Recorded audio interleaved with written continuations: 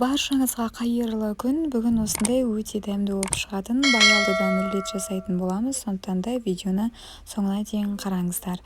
Ең алдымен баялдымызды осылай жіңішке қылып турап алатын боламыз ұзынынан. Содан соң оны суға салып, үстіне бір кішкентай қасықпен тұз салып, суға салып, бетін басып жауып қоятын боламыз. Осылай тәліктің көмегімен жауып қоямыз. Енді біз ішін салмасын жасайтын боламыз. Салмасына осындай қызанақ салатын боламын. Қызанақты жақсылап осылай турап аламыз, көбейтіп турап алатын боламыз. Бұл бізде ішіне салатын салмасы.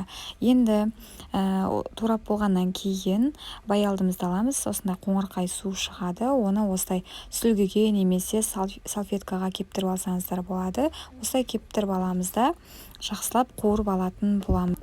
Енді осылай баклажанымызды аламыз да бірінші жұмыртқаға аунатып аламыз. Содан соң оны панировочный сухариге аунатып аламыз да жақсылап қуырып алатын боламыз.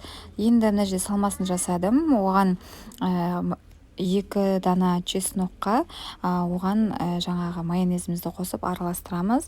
Өздеріңіздің ащыны жақсы көрулеріңізге байланысты 3 немесе 4 қоссаңыздар да болады. Содан соң осылай рулетімізді аламыз да оған майонезімізді жағамыз. Содан соң салмасын помидорды саламыз да осылай орап шығатын боламыз. Сонымен біздің баялдымыз дайын болды. Көргендеріңізге рахмет. Жасап көріңіздер. Сау болыңыздар.